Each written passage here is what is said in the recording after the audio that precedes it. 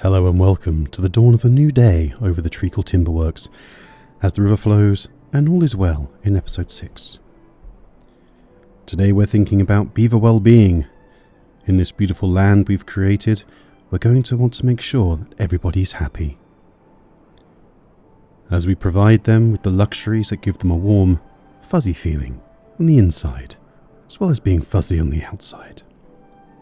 So sit back and relax as we maximize well-being in this tranquil, picturesque valley and unlock the iron teeth with our small community that is totally safe.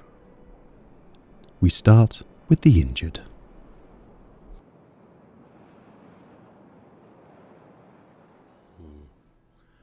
We do have several injured beavers, so we're just adding down a quick set of medical beds just so that they can recuperate and get back to work.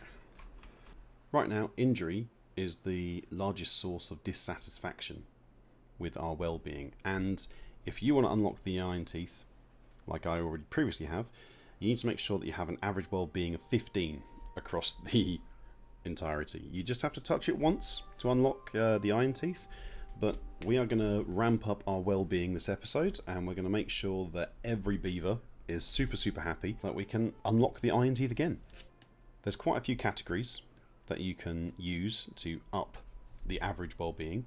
A Lido is a very simple way of increasing well-being, but it also has a bit of a double whammy, because the Lido in of itself is fun, but also wet fur increases well-being. And as we can see, not enough of our beavers have wet fur, so we're going to add in some Lidos so they can swim down in the river when it's available and wet their fur.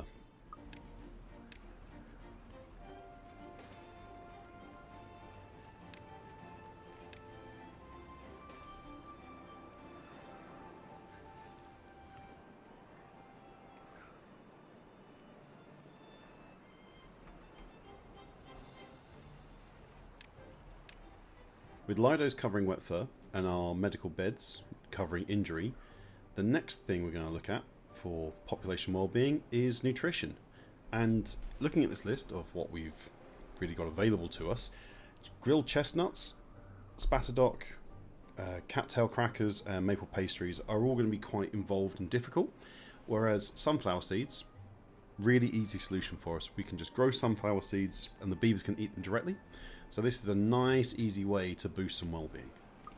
If we take a look at our wheat crop, we have very much used a lot of the area, but our wheat stores are entirely full.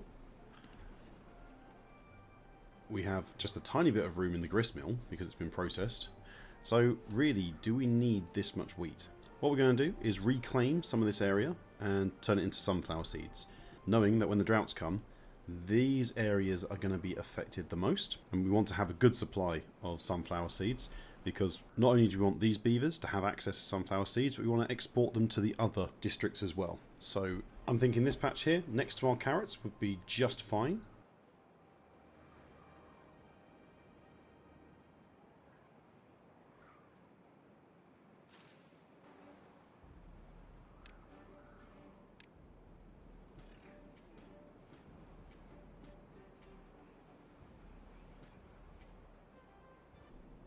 Oh, that is a 24-day drought coming. That is a big drought. We really need to get these water storages in place, because this river is just not going to last 24 days. Luckily, we can still draw the water back up through this system in the Citadel and deliver it via the district crossing, but ideally we want our own substantial water tanks here ready to go. So let's just make sure that these are on high priority. We're just going to check the distribution for sunflowers. We'll keep 5% back for the local beavers so that they're all happy, and the rest can be exported freely to all the other districts. Employed 17. 20 homeless people there. We have 83 beavers and 8 children, resulting in 20 homeless beavers. And yet, I haven't built any more housing to accompany them. And on the wiki, it very much says that folktales need housing, space and time off work access to amenities, and a social life. And 2 beavers need to be in the same house in order to breed and produce kits. Forktails continue breeding until the available housing capacity is filled. Which does make me wonder. Our housing capacity is overfilled. So where did these 20 beavers come from? So, we've got an influx of beavers that we didn't need. Far too many unemployed. So let's hope they grow old quickly, because we actually need to feed these and water them during a 24-day drought, which is going to be tricky. We do have an option of building a 3rd district with nothing in it and sending them off to that district to let them starve. That would stop them eating and drinking all of the resources. That is a bit harsh. I'm going to try and survive the next drought without resorting to such measures. And I'll let you know if we have to come back and save scum. In terms of well-being, if we look at social life, the campfire has 31 out of 91 beavers that have been able to access it, and the rooftop terrace 69 out of 91. So what we need to do is, if we have a look, you can see the popularity is there all throughout the day. These are the unemployed beavers coming to enjoy their leisure time while they haven't got any work on. And in the evenings, when we have the rest period here, as we only work 16 hours a day, the other time period there, you can see it's quite popular before they go to sleep. It isn't quite full, but if we added the second option, we would be able to get more throughput. The rooftop terrace is almost full at the top, so these are quite well used. If we check out District 2, yeah, we can see here that the unemployment isn't a problem because we only allow beavers in as we need them, and all the children are taken through to the other. Is that the reason? Is that the reason? Okay, overpopulation talk. If we have a look at the global numbers, we have 83 beavers and 8 kids, which is far more than we ever wanted to have. We have currently 17 unemployed beavers, and what's worse, we have 20 homeless beavers. Now, I built the number of homes we need with a small amount of excess, and we shouldn't be able to get more beavers than this. But we have. So how have we ended up with so many extra beavers? Let's whip across to District 2. Here in the Migration tab, we can see that we are looking for 29 beavers to be in this district, with no children. If we look at what I've built in terms of housing, this triple lodge holds 9 beavers, 9 more to make 18 beavers, 9 more to make 27 beavers. If we look, we're after 29. So I put in 3 more single lodges to make it up to 30. Here's the issue. This triple lodge, it has a space. And as we can see, this beaver here is only 7. This is a kid beaver. So the kids are being born in this lodge. And then, as per the Migration tab, no children are wanted in District 2. And 8 children are wanted in District 1. So the children, very dutifully, pack up their things and they move across to District 1, where there are no beds for them. So we have got a breeding centre built in here that is then removing the kids up until the Citadel has 8 children in it. This is causing us a problem because we've maxed it out at 20. So we are just sending more and more kids into this district to grow up, to be homeless, to be jobless. We need to rectify this pretty quickly. We have 28 workplaces, which is 24 workers, and 4 vacancies. So we need 28 people. Let's drop that down to 28. Now, as it's 28, this equals 30. We're going to pause this mini lodge, and we're going to pause this one. So we have exactly 28 beds. This means that the beavers should not breed anymore. And therefore, the extra beavers will not be able to travel to the citadel to overpopulate the citadel. So this leads us on nicely. So the rooftop terrace you can absolutely use to breed beavers, apparently, because the forktails really do need some social time to create children. There is no campfire here, which is leading us to this very low campfire rating. So I think we could definitely squeeze in a campfire somewhere in here. Let's have a look. I think we might have to remove some trees. Right, so the campfire, yeah, it's 3 across, and it just needs a few more. So if we just mark these for demolition, we can add a campfire in right here to give our beavers a little bit more well-being. If we look under aesthetics, our roofs are giving plenty of well-being for aesthetics, but we haven't got any shrubs, any scarecrows, or any beaver statues. Really, it's looking pretty dire. So, let's unlock shrubs, and let's see if we can't add a few about the place to make it look just a little bit nicer.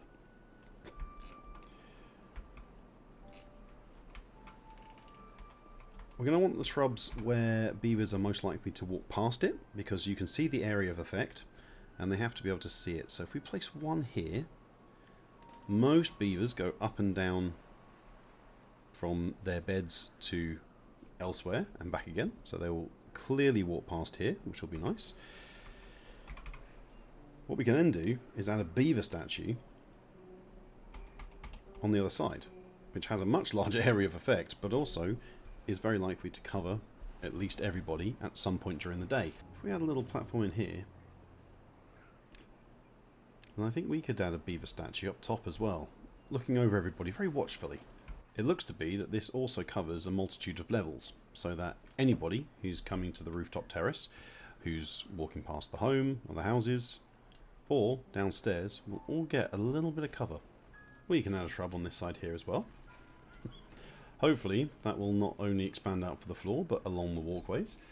And I think if we remove this little patch here, we can put another shrub in there for everybody who's going to get a drink. We're going to go ahead and pop a scarecrow in this area here to cover all those lengths of path. And we're going to add a beaver statue to this side and a shrub, so that anybody coming to pick up some more resources from the other district can get a very nice bonus there. And we have a beaver statue already queued up on this side. Can we add another shrub here? Yes, and that should carry anybody coming through to the district crossing should get a nice little look at this shrub here. Plus it'll make our dam look a bit nicer. Adding a scarecrow to this area here as well should make sure that it gets maximum visibility for all of our beavers. The scarecrow requires paper, so let's just make sure that we can import paper. The export settings for paper on District 2 is just fine. And if we go across the Citadel, paper, it's only imported if needed. So really they should pull in the right amount of paper just to make that scarecrow. 3.5 days into our drought, and it looks like I didn't lower the gates here, so the water couldn't backflow into our pumps. Let's just give that a moment. Extending the water out over a larger area actually does increase the evaporation rate of the water. So each tile will evaporate a set amount of water over a set amount of time. So if you can keep your water in a smaller but taller configuration, you'll actually lose less water that you hold, but nothing really compares to holding it in the large tanks. The river is nice because it does show it and keep everything nice and green, but if you want to hold water for long periods of time, large tanks are very much the way to go. In an effort to use up some of these beavers that I have accidentally bred, what I've done is I've switched on these 2 builders' huts, and I've increased our district needs by 8. The builder's hut itself should have been full, but we have quite a few injuries. We have at least 4 injured beavers here, which are lined up here, and they were all the workers that were in this builder's hut as the lowest priority item on this list, seeing as there are no researchers here. The low priority is the lowest point, and so this building was empty, so I've invited another 8 beavers in, just to help use up those extra beavers, as now we only have 10 unemployed. This will cause problems further down the line, but we will get an extra 8 beavers to work on this project here, which will be very helpful. As we have these beavers and we need to water them and we need to feed them, we might as well use them for something useful. Oh, thank God everyone's dying. Seems here we've got a lot of people dying of old age, so that's going to help us with our overpopulation problem. And you can see our unemployed beavers drop down to 4. Let's invite those 4 over. We're 16 beavers over capacity in this area, but we do now have full builders' huts, which is nice. We apparently have a dire need for more medical beds, so let's pop down a few more of these. We can start to see our well-being is rising to 11 as we get rid of these injured beavers, which is causing such distress, and as a few of the sunflower seeds come in to help, and the shrubs also help as well. So we're looking to see the scarecrows and the beavers being built, and the wet fur to come in when the lidos are done. And when all this comes together, our average well-being should rise quite dramatically. Our large tank is finally built, so we're going to select some water to put in there. This should really aid us because any extra water will be placed into here, we can fill it up, and then during the droughts we can drop in water into irrigation towers and make sure that our beavers are absolutely tip-top and none of them are thirsty. We can see during this drought that actually this reservoir is draining faster than the lower one, because we're now sucking as much water out as we can to place into this water tank. These irrigation towers are going to be pretty useful in the coming times.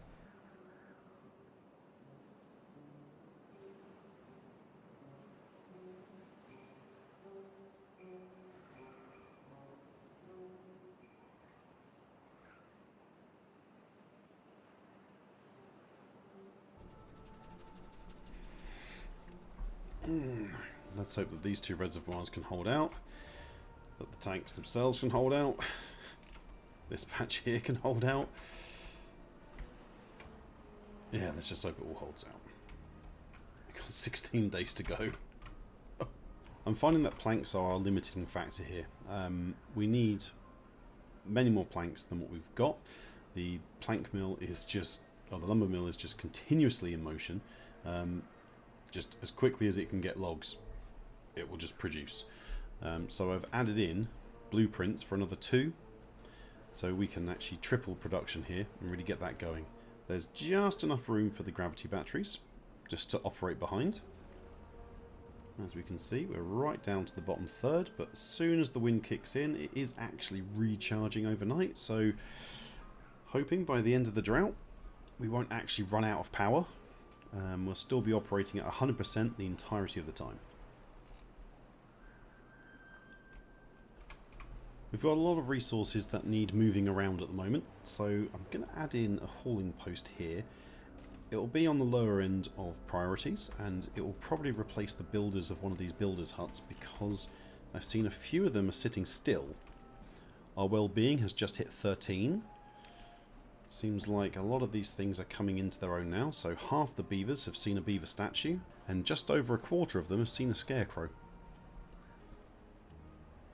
A good way of upping your well-being is also to build shrines. A temple is quite a large building, which we will eventually get to, but shrines are a bit smaller and they're quite manageable. So if we look at shrine and well-being, they literally take up 1 square, and they only service 1 beaver at a time, it's true, but you can squeeze them in little places that you have. You can just squeeze them in small spaces, wherever they make sense to be. What can be quite good is making sure that you put them in places where they have to walk past a shrub and a beaver statue and a scarecrow to come and find. So all 4 will hit together.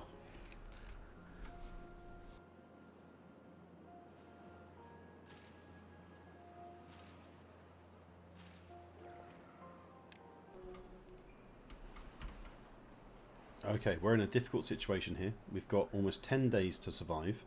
Water is running low, and the riverbeds are empty.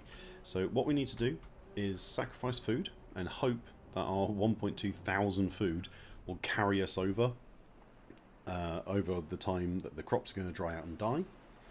And the precious water will actually be saved for beavers to drink.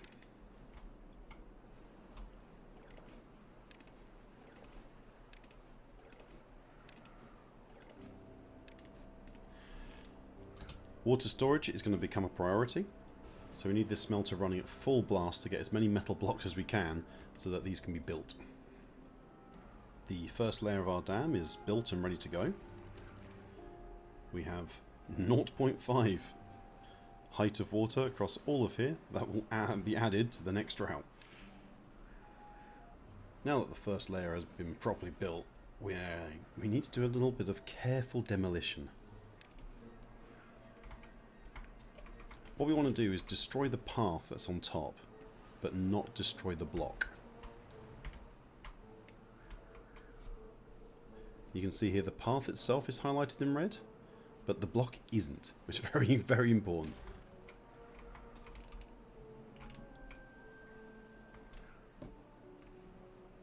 So we'll do the same over here.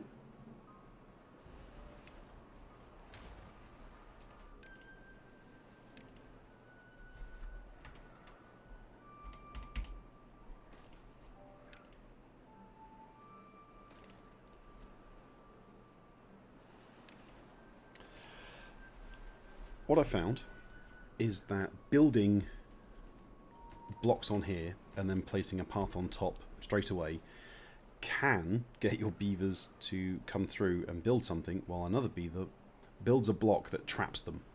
I had a couple of beavers trapped over this side in a practice run I was doing for this, and it was much easier to build up to a new height, and then once you've built at this level, what you can then do is when you add your levees, the beavers can't step down, so they can only build out from the entrance point, so they can never trap themselves. They have to build this block before they can build that block, because they can't reach this block in isolation if they have to walk up to the higher level first. So I would highly recommend, if you're ever trying to do a big construction project like this, to build up to the correct height, whereas if I allowed them to walk onto this lower height and build blocks above them, they can then trap themselves in some awkward places. Now that we have the two large water tanks built here, what we're going to do is place a couple in this district and try and consolidate these smaller tanks, because these only hold 30 water each, which means you would need 40 small water containers to hold one large tank. So in terms of space efficiency, it's much better to build a large tank.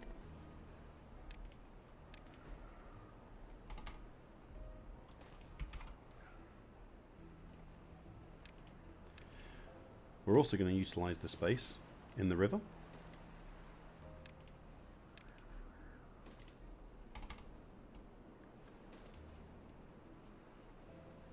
So that we don't have to waste too much land holding the water. It's good to see our little reservoirs at the bottom of the river are still pumping away quite happily.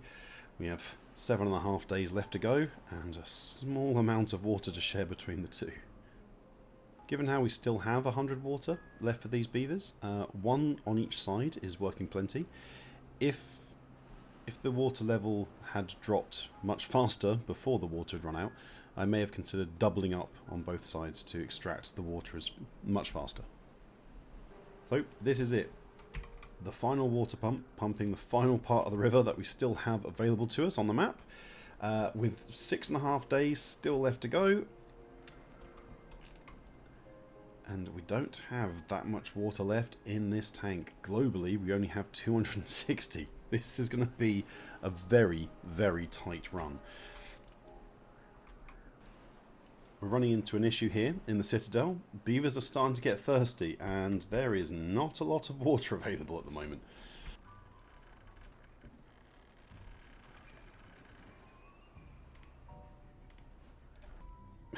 This, this hole here is the very, very last of our water. These gates are fully open, and this is all that remains. But it's keeping some of our trees alive, which is nice.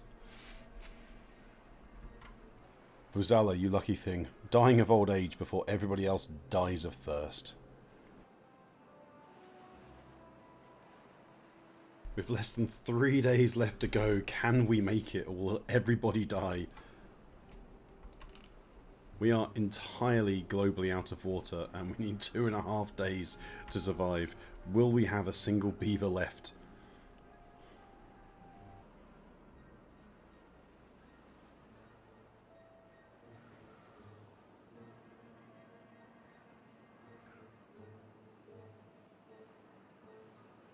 Oh no, the first beaver has died of thirst, and we still have 1.2 days left before water comes. Can the rest hold on? Can they just hold on? Oh no, here they come!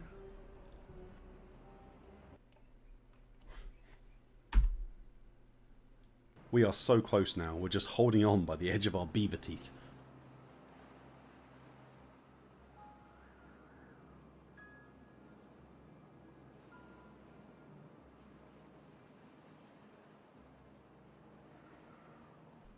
The drought's ended. Come on, precious water. The green is spreading. And a pump is active. Pump is active. I think we've managed to survive. The water comes, my friends.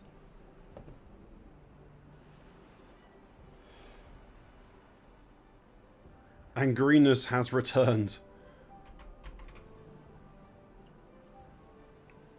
Oh, that glorious water pushing through the valley. Look at it go. Okay. So, let's raise this back up.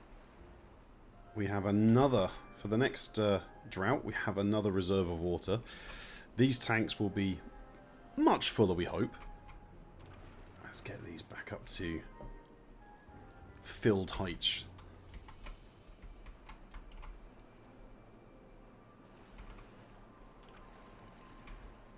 You can see the water actually moving up into where we're sucking out so much water from the river. Oh, we took a huge hit there. We only have 21 beavers left, but that does solve our overpopulation problem. So, swings and roundabouts. Oh, and now the flooding. The water has come right back up the river. And our well-being has just hit 15. Without the thirst, without the hunger, we are now an average well-being of 15. Our shrubs and our beaver statues have really paid off. The scarecrows aren't quite there yet, but I think that's due to a lack of paper. But our Lido has come in. We've got most people are happy in their Lidos now that the river is back again. The shrines are really helping out. That's plus 0.4.